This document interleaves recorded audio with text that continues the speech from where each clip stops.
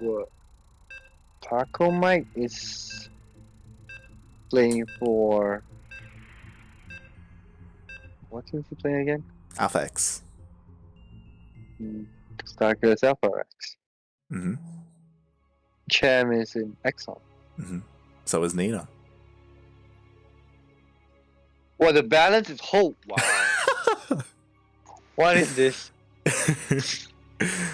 What sorcery is this? It's just all worked out in the end. Yeah, I'm gonna work out with you indeed. Alright, that's where we shall draw the line for now. As spawning at the bottom of this map in Yaganasa LE as the Teal Zerg playing for Axiom. Oh my god, not Axiom. Alpha X Starkiller. And spawning in the top right-hand corner of Jagannatha LE, we have the American Protoss player on the same team as Cham, representing Team Exxon, and about to be proxy hatched, we have Nina.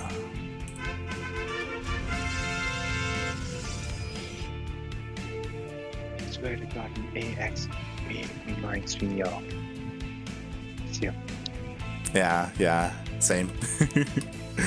Oh god, but here we go. This is what StarKiller does. This is just straight up StarKiller immediately goes for the proxy hatch, and Nina is not taking any chances, pulls quite a lot of probes to deal with this.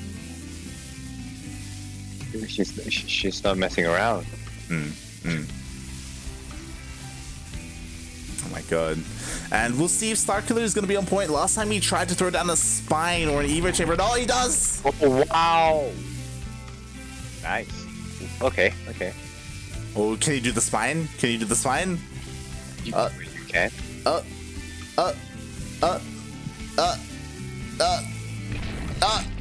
No. I never knew. We can like. I mean, I knew about the hatchery into Evo, but not the Evo spine. Yeah, I think I don't think you can Evo into spine. I think you hatchery into spine or Evo or yeah, anything. Anyway, he gas steals. You must be digging it right now, huh? Look, I'm just saying that StarKiller knows how to play the game. All right, he knows exactly what he's doing. He proxy hatches, he gas steals, he lets it finish, because you know what? Taking the Protoss' gas, that's actually pretty big. Like, gas is pretty important for Protoss. Definitely, yeah. And well, he mentioned delay the gas, he mentioned delay the natural, and Nina, he's gonna just delay the natural, like I did for that. Yeah, exactly. Like, to be fair, like, it was a little bit annoying that Nina was delaying the natural StarKiller, but he just took the third base at his natural. That's something that's become very common for Zergs. And yeah, okay, interesting. StarKiller actually pulled out of gas completely after getting his first 100. Okay.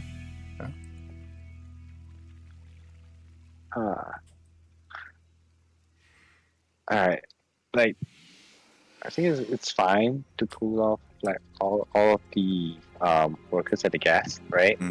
So you can get more grease, more drones out at a faster rate, compared to like just leaving one drone there, right? One drone means a lot, right? In such a high level game. Yeah.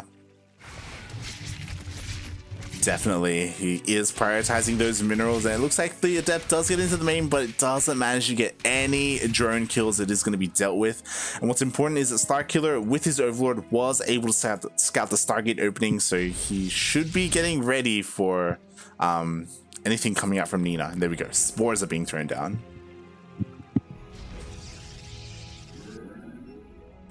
Am I crazy? Did Nina not make anything with the what? I'm just looking around like, is there any SKI units? There's nothing. I just checked the units tab. There's literally nothing. Is it fake out? No. She definitely does. Yeah, she's getting embroidery right now. Oh, she didn't have the Yeah, gas. she didn't have the gas. You know what? I connected the dots at the same time that you did. I was like, wait, what is happening right now? Why isn't it? You know why? Ah. Because of the gas steal, mate. What a big brain. What an insane brain by StarKiller. StarKiller, he knows he's basically Cyril at this point. Like he delays the natural, he delays the gas, he delays the void ray, everything, and oh boy, we'll see how Nina is going to be able to handle this situation because nothing is going her way. She does finally have the void ray out, but oh my god, there isn't even a shield battery here to protect the adepts. Oh, she's gonna protect the adepts. Is that gonna shake? Oh, she loses the adept, but don't worry, there's 2 more adepts, you know? The wall is safe, the wall is fine. And StarKiller. He manages to drone up behind us. He's... Okay. So we're gonna see one of 2 things. So StarKiller has been droning up behind this on 3 bases. He's taking all his gases. He rushed the lair. Are we gonna see a Spire? Oh, Hydra dead. He's gonna go for the same thing. As the game which we saw the first time, right? That Hydra link timing. How to say it? It's a bit delayed this time because like his third base was delayed. So we're gonna see how Nina's gonna defend against that. Yeah, we'll see again. Like this Hydra timing is gonna hit pretty hard. We already see Lings rushing across the map to try and delay this third. The third should be fine. Like look at how many adepts there are. Like there's a wall as well, so Nina should be able to hold on. But it's gonna be all about the follow-up Hydra timing, right? Because Nina doesn't have a lot to deal with Hydras. Like she doesn't have charge lots. She doesn't have +1. Doesn't have any AoE yet either. Yeah, and like she has a lot of adepts, but they don't have glaive. They're not glaive adepts. They're just adepts. Yeah. And the adepts are just walk past each other. The Lings could actually run in to do some damage, I think. But yeah, they gotta be pulled back. It's just a lot of adepts. For sure. And oh my god, the adepts actually committed the shade. I don't know if this was the best idea because you know what? Every single one of these adepts is going to go down, forces a recall, and now it's time for StarKiller to counterattack. Oh, dun, dun, dun. So the Hydra doesn't have speed, right? They just have the range. Yeah. It's gonna take a while. It's gonna give Nina time to get. Yeah, it's going to take a while, but you know what? The speed zones are going to help out with that. He didn't even need Hydra's speed. They just zoom on through the speed zones. They are here across the map.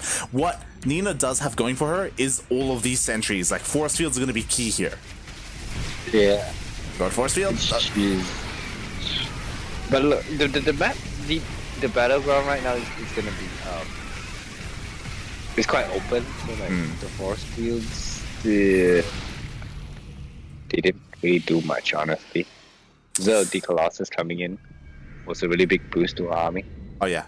If it wasn't for the Colossus, then it would have gone in StarKiller's favor. It's so important that the Colossus was able to come out just in time to push away the Hydras. And now Nina has survived on 3 bases, and we're gonna get into a longer game. Well, StarKiller is just getting pushed behind it. Like, oh, okay. Because I don't see how Nina is going to be able to push out anytime soon. And StarCraft is just going to get another base, solidify that economy, get everything that he wants, just wait for the Protoss to attack. Yeah, because the thing is, like, if you're StarKiller, it's going to be so hard to break this position. Like, there's plenty of, like, stasis wards, there's shield batteries, there's AoE, there's force fields as well on the sentries. So, yeah, I like the decision from StarKiller to expand instead. Oh my god, is he going to be able to get this? Is he going to get cancelled? Oh, wow. Okay, he did get it. Wow. I think he knows that he cannot... he won't be able to push into that position. What he can do it's just denied the full cost 4, right? But it's not moving, so maybe we're just gonna wait for bigger army and just going for big strong attack. StarKiller has to. Like right now, he's taking up. He's going into Hive, and you need Hive if you're going to be able to. If you want to fight against this army, you need Vipers to yoink the Colossus. Otherwise, it's going to be so hard to like brute force your way in to get to those Colossus. Yeah, true. Like that amount of force fields, Hydralisks, yeah, they're good against Protoss units in general, right? Like Hydras are kind of known to be good against gateway units, but with that amount of force fields, and then they kind of just get a little bit neutralized. And yeah, like you said, Vipers, they're on the way. Yeah. 5 Vipers on the way. Maybe too many. I feel like 4 is like a solid amount. Like there's only 3 Colossus, you know, you don't need that much energy, but you know, he will have them for backup as well, you know, to throw down even some blinding clouds to mess up some AI. So yeah, StarKiller, he just needs a little bit of time. He needs to get the Vipers out, he needs to get the energy, and then he's going to be looking keen to push out.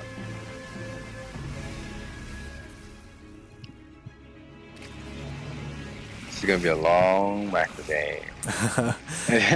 The Vipers are just giant energy for so yeah, like I said, it's gonna come down to the yoinks and all that. But I mean, that's not gonna give him enough time for that right now. Yeah, it looks like the 5th base is going to be going down. Nina's pushing up to the 4th base. Like StarKiller, he needs a little bit more time. The Vipers, they need to come into play. Oh, yoink! 1, 2, 3, and 3 Colossus just goes bye bye. And the disruptor goes, oh! Wow. And recon team. Why? Yeah. I think that was a little bit of an overreaction. I was waiting for StarKiller to yoink the disruptor, but instead StarKiller backed off. Got all the Colossus though, and I was hoping that StarKiller would take the fight and then push out across the map, but instead StarKiller is looking to expand. So I feel like that was okay for Nina. Maybe it's hard to say. 3 Colossus for an expansion? I don't think I don't know. I don't think it's good. Like it's not something that she would really want, though. Yeah, and she's she's left remaking. now is just like High Templars, Zealots. Yeah, just really gateway units. It's all about the storms. Not just the storms, it's about the feedbacks as well on those Vipers to try and keep everything else alive. And this army is still looking pretty scary. There's no Lings, there's no Banelings. That's a lot of charge slots. Ooh. Yeah. And Zealots are going in. They're being going. Yeah, but it's a lot of Hydras though. Yeah, but Storm. Yeah, there just wasn't enough. Cornered. Yeah, there wasn't enough Storm. The entire army was just engulfed in Hydras. Everything went down. All the Vipers stayed alive. They barely even did anything, to be honest. They were just kind of chilling in the air, flying around. And Nina's in a really rough position. Yeah. Look at the production tab. 20 Hydralisk is on the way. This guy crazy on Hydralisk. But me like it. Yeah, Nina has like a strong core, but needs more like gateway units. Like there's 2 Colossus, 2 Disruptors, and what, like 6 High Templar. That's pretty beefy.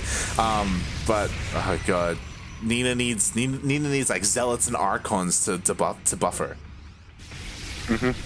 That's all, and the young the Disruptor shots might do nothing. They did nothing. They were all yoinked. All the Disruptors went down. All the High Templar were left exposed. Sure, a couple of Storms went down, but there just wasn't enough to clean up the Hydras. They're just gonna push through. There's only 1 Colossus left, and it can just get yoinked as well. Yeah, StarCraft is like double supply right now. He's just reinforcing with pure Hydralisks. I don't see any Lings or anything in production. He has the Lurker then though. So he could just morph the Hydralisk into Lurkers. Right, at any point in time. But he's just pushing through. Yeah, he's just pushing through. He's on top of the production. He takes out the robotic spade, which means this 1 Colossus that's on the way is going to be the only Colossus left. That's all Nina is going to have, and she's going to try one last time to clean this up. She has a couple of High Templar. Not enough energy for Storm. and medical forces did that.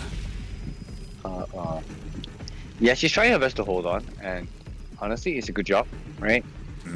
She, it wasn't a straight GG because like Hydralisk, yeah, they're good at DPS and all, but they kind of melt kind of quickly. Now the scary part is the lurkers. Like, what can she do against the lurkers? Yeah, honestly, I'm really impressed by how StarKiller has played this game out. Like, from the very beginning, it felt like StarKiller was kind of dictating the pace of the game, kind of forcing Nina to respond in certain ways, and yeah, Nina in the end didn't end up taking the best fights, didn't have the best economy, didn't have the best like unit composition, and now StarKiller is just asserting himself, takes out the last robotics bay as well, robotics facility, sorry, and there's nothing to stop the Hydras. Yeah, and lurkers were burrowed in a way like it kind of zoned out the entire army. Yeah. So it allowed the Hydras to go ham on it, and Nina just gonna counterattack. Yeah, I think this is the best decision for Nina. Nina has to go for the base trade. This is the only way Nina can win. Nina knows that she can't fight the main army, so she just avoids the main army. She goes across the map. She's going to be able to kill a lot of workers, you know, maybe a couple of hatcheries as well. Deal the damage and then recall, right? Like that's the plan. But her arm is really split up, and she's gonna lose everything in the main with the lurkers just borrowing and just, you know.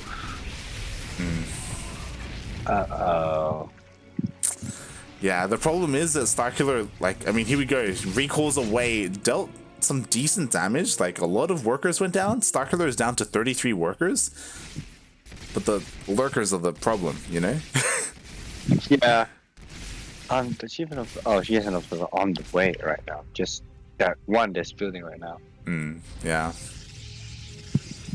There's one that's being built. I actually didn't notice. Nina actually has no detection. It's just that one observer that's on the way to help with the detection. And if he gets sniped, that's going to be it. Like, yeah, Nina's essentially down to one base economy, trying to expand over to the left-hand side. And again, like, StarKiller's economy isn't looking that great either. The problem is that StarKiller has already, like, a solid army. Yeah. But you never know, like, look at the storms. Like, there's a lot of item block. So Storm could really do just that. Yeah. Jesus Christ. Literally every single Hydra just died. They just got stormed upon. I think StarKiller got too confident. He's like, yo, I'm so far ahead. I can do this. I'm gonna just run through the storms. And because of that, he lost every single Hydra. Except 5. Except 5. But his foot, yeah. The thing is, like, those 5 are so important. If StarKiller can yoink and kill the Observer, he can still win. Like, he just has to kill the Observer. Oh, God. Yeah. But he didn't like... He realized it. I'm like, okay, Nina has 2 observers. Yeah. Oh, boy. 2 observers. Now Nina's on 2 base. Meanwhile, StarKiller is on 3? Kind of 3 base economy. Like he's trying to get more drones, and the thing is, I don't think StarKiller can die because of the lurkers, right?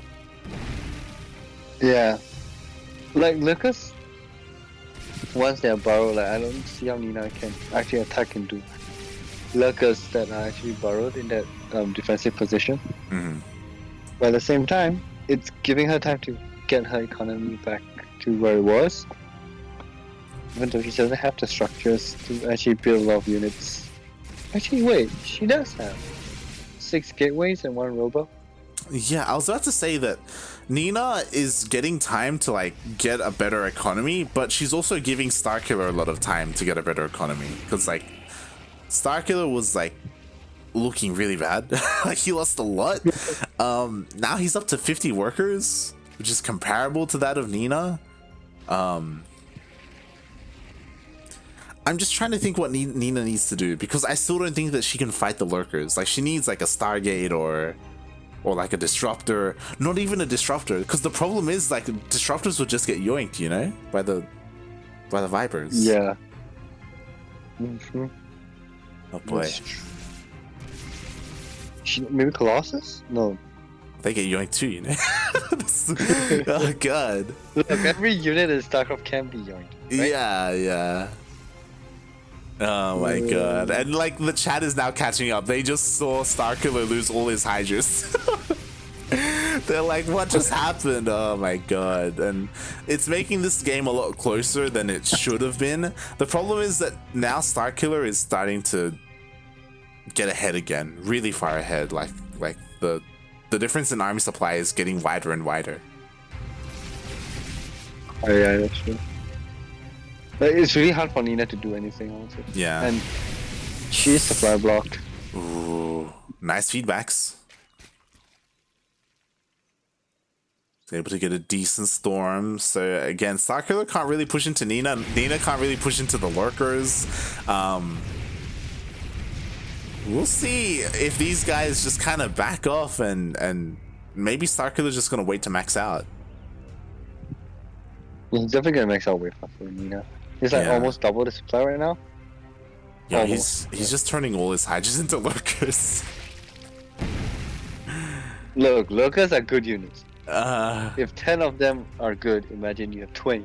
Oh god. Oh god. Oh god. Oh.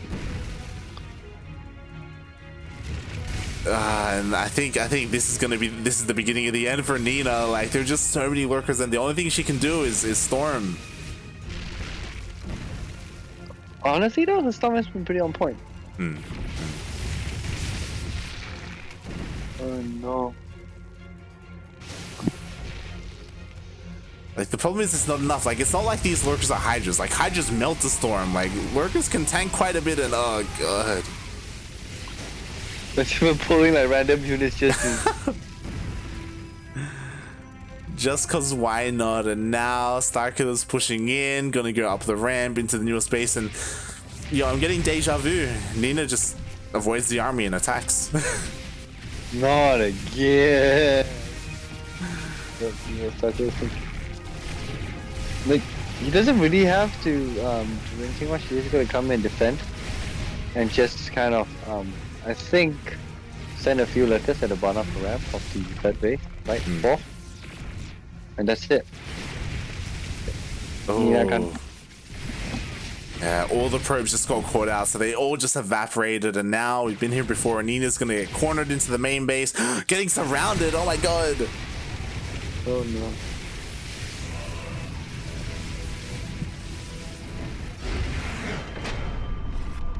And GG is called. GG gets called. Nina almost brought it back when StarKiller lost all his Hydras, but at the end of the day, like she just could never deal with the lurkers. So just so many lurkers, she couldn't deal with it. She couldn't handle it, especially because there were Vipers as well to help protect them. And StarKiller takes game 1. I wouldn't say convincingly. Yeah, not convincingly. Yeah, like you said, it's like way much closer than it could have been. I thought like StarCraft have taken the game a few times, but he didn't manage to close it out. And Nina, she was on the back foot for quite a while, almost brought it back. I can't imagine what Game 2 would be like. Is StarCraft going to go for the same kind of timing? We'll see. Same kind of style. I kind of want Nina to be more aggressive. A lot of things are possible because game number 2 is going to be on submarine. So, boy, we shall see. But under a submarine. Have you been in a submarine? I have. Not underwater. Just in a submarine that was on the water, on top of the water. So it was this kind. Oh. It wasn't submerged. Why? Why? Why not? What? But that's the fun part of submarine. You want to be underwater, right? It's a terrifying. Submarines are incredibly claustrophobic. Like they're very. Yeah, that's true. They're very like close and tight knit, and being aware that you're just surrounded by water, like it's terrifying, man. I mean, I am okay with a submarine. I like that. It's kind of fun. Mm-hmm. Well, look, you gotta admit, it's a fun experience, right? Yeah. All right. Here we go. This is it. This is game number 2 between these two American players. On Submarine LE, playing as the Teal Zerg for Alpha X from the States. Doing the extractor trick, we have Starkiller, who kills stars. And spawning in the bottom right-hand corner of Submarine LE, we have potentially one of those stars. We have the American Protoss player representing Team Exxon. It is Nina, who's about to be proxy hatched. It's not okay. Okay. I was about to freak out. I was like, yo, is he gonna go for a ninja proxy hatch or something? But no, he's going into the main. I mean, he's going across the map. I think he was scouting for. It's like you know, like once the place is hit a certain level, you kind of play customs with them, or like you meet them regularly on ladder. Mm-hmm. So I think it was just scouting Mm-hmm. for things that Nina would have done. Yeah. Right, on regular basis. And Yeah. he sees nothing. So I'm just gonna carry on. Exactly. So we do see the proxy hatch at the same, just like we did in the previous game. I mean, this is what StarKiller does in every single ZVP. This is his go-to opener. And this time, Nina doesn't pull 8 probes like she did last time. This time, she's got a Zealot to help deal with this. Mm-hmm. And honestly, like I would be surprised if StarKiller would go for a similar build as compared to all the games before. Mm-hmm. And to make it even better, since like his is a timing attack, you would want to reinforce and be at your opponent's front door as quick as you can. Mm-hmm. So submarine, a small map, right? It might be a good idea. Yeah, it means that if StarKiller wants to go for the same kind of like style, like it's gonna work a lot better here on Submarine, especially because bearing in mind that he went for this Hydra timing without Hydra speed, with Hydra range instead, so it's gonna hit so much harder here because there's less like terrain to traverse, like there's less area that he has to get through to get to the other side of the map. So we'll see if StarKiller decides to go for a Hydra-based composition again, or instead decides to go for roaches. I think Hydras. We shall see. As at the moment, I like this. Nina did go for 2 Zealots and is actually going across the map with them to help deal some damage. Or even another Adept going. 2 drone kills, not bad. Is she gonna see anything?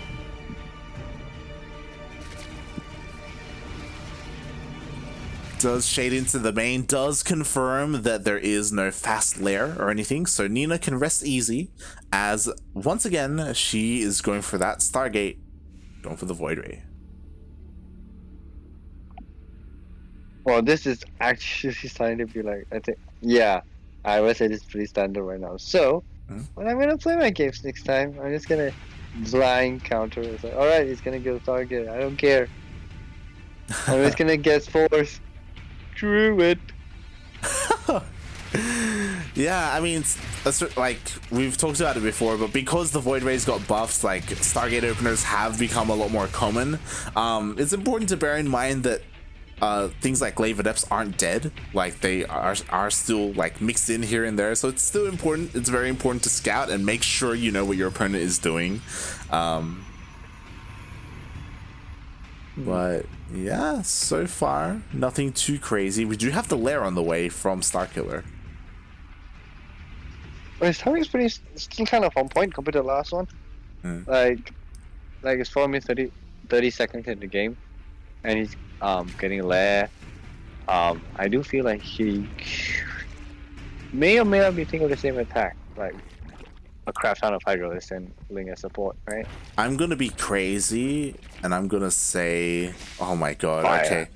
I'm gonna be crazy. I'm gonna say Spire just because he's taking all his gases. And last time I think he only had 3 gases when he started the high. Oh my god, the Queen! No, no, StarKiller, what are you doing? Stop! He's gonna kill it! No! Handicap, right? Handicap. Oh my god!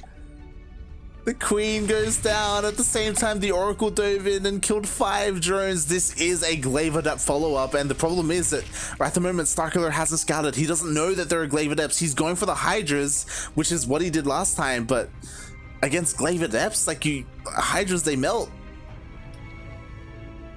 But if you have a lot of Hydras, I lose 1, but I get 1. I'm really... may not be the best thing. Yeah, I'm really curious to see if StarKiller is going to be able to hold, because he's not going to have any Banelings. He's just going to have Ling Hydra to deal with this. We'll see. What do you think? Slave Adepts normally come in at a timing where the Zerg is still trying to get the economy, and StarKiller got this to kind of where he wants. He's building units, so he just has to buy time. Yeah, and I don't think he can, like, with pure Ling Hydra, like the Adepts, they're here. He's already got 1 less Queen because he killed it himself, and now there's just the problem is there's no roaches. Like, roaches are what you want to deal with the Adepts, and there's no roach horn at all. Like, the Adepts are just gonna go crazy. Already crazy in the first place. Jesus 13 Christ. drones have one down. Oh my god, 30 drones. Oh god. Yep. I guess this is just it. This is just it. GG. That was convincing. Straight up. Nice. Yep. It's honestly, it was kind of, I don't want to say a build order loss. I don't think that's fair to say. StarKiller, he didn't go in for a second scout. He scouted at 3 minutes. He didn't go in at 5 when you typically should. He didn't know that there was a follow-up. He's like, you know what? I'm just going to do what I've been doing the entire series, the entire day. I'm just going to do my thing. And it just dies to Glaive Adepts. Yeah, that's the beauty of StarCraft, right? Like, this might work, so I've been doing this every game, and then you just, why not just alter a little bit of my build? Because I know he's going to be do the same thing more or less, like similar stuff, and well done. And now it's 1-1. Exactly. Yeah, Nina was the player who adapted to what StarKiller has been going for and dealt with it beautifully.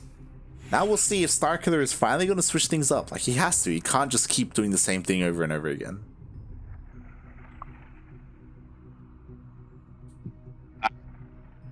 I'm gonna call it and just say, like, I don't think he's gonna go for a proxy hash this game. Nah, that's crazy. What? Right. That's right. crazy. What are you on about? Why? I mean, look, he has to change it up, so I'm not gonna go proxy hash, right? But I may or may not gas steal, because that worked out, like you said. Gas stealing, big brain. No gas steal, small brain. I feel like we're probably are gonna see a proxy hatch, or like a hatch block, I should say. But again, I hope, like, if he does go for Hydras, I hope he's a lot more on top of his scouting. Not definitely. Yeah. I'm loading the map right now. The third game to see who advances to the finals. Would it be this player that is playing in the color teal, with the color teal, from Alpha X, hailing from the States, StarKiller?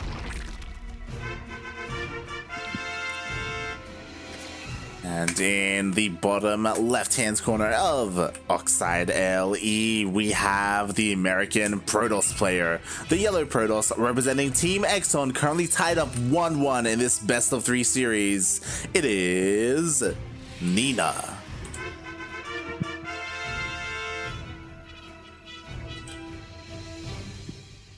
tried to make it like when I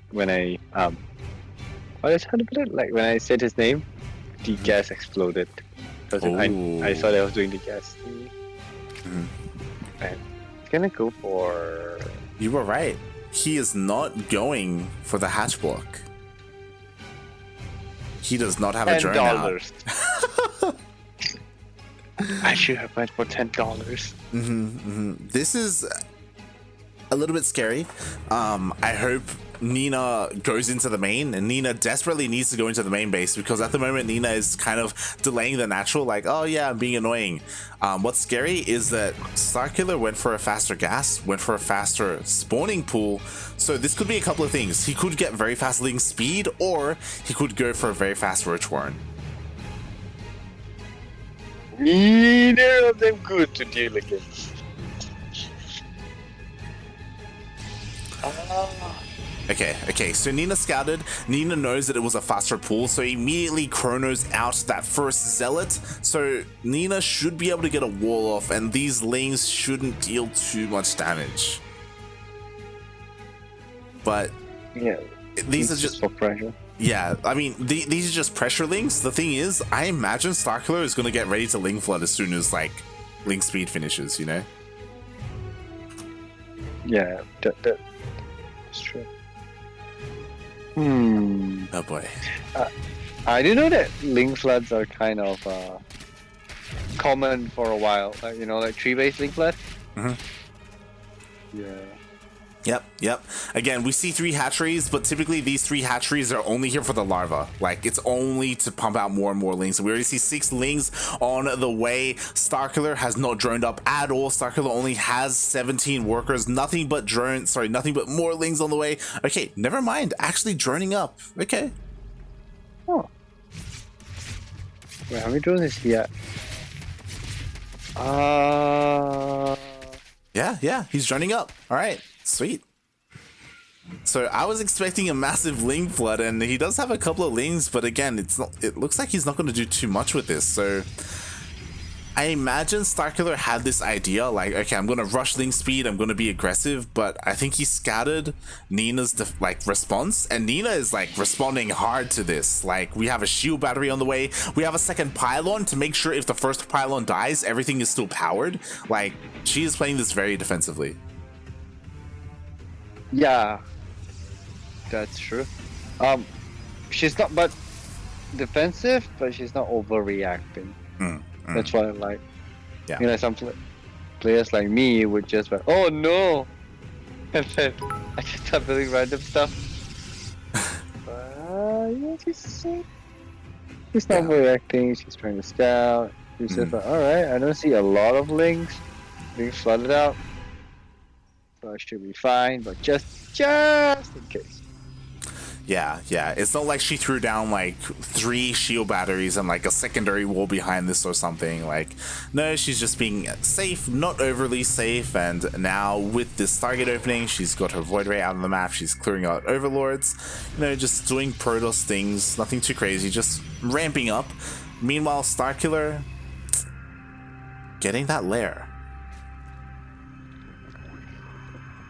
She's still gonna converge half the day to go for the target thing. I'm gonna put it out right there. That's what I think, so. Oh, did you see that stutter stepping? I like the sound though.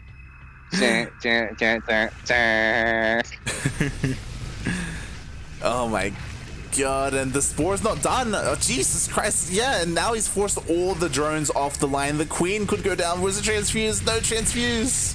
One queen goes down. But the void ray is really damaged. Like, yeah, the shields will regen at some point, but it's gonna make it for the wait, roaches?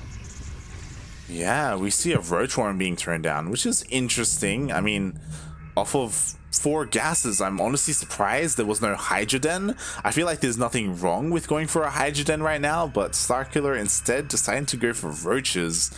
Interesting. We'll see if this is just like safety or StarKiller. No, it looks like he's going to commit.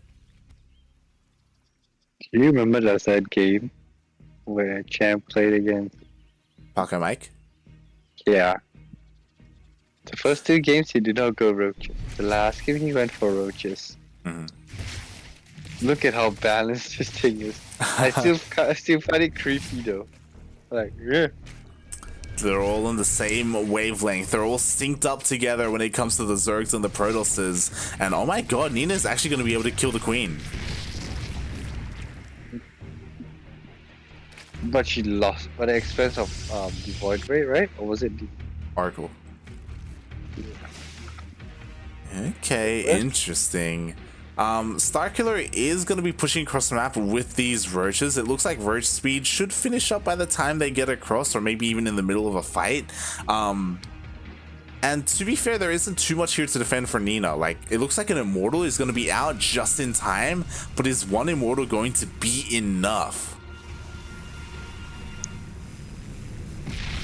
Nope, I don't think it's gonna be enough, but that's a lot of units. That's a lot of units. Ooh, nice force fields as well, able to split up the army. But it's just gonna force Soccer just attack the third. Yeah, exactly. That's the thing. Like, he also she also force fields her Immortal into her own base. It can't really help out, but it looks like there's just enough here to deal with the roaches. Yeah, there's still like air units. That's the thing. That's the issue right there.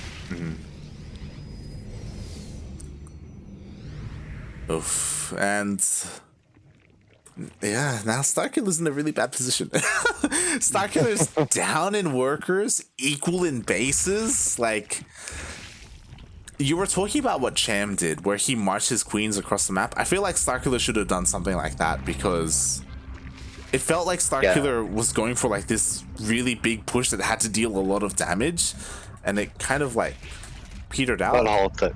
Yeah. It was halted like, because there wasn't anything that could hit the air. Like the BIOS, it's really hard to hit air units. Not for Cham. that guy's a monster. That's true, that's true. So, StarKiller is in a really rough place right now. He needs to get out as much army as he can, because now Nina's going for the counterattack. There's plenty of Immortals, there's plenty of force fields as well. Void Rays, oh god.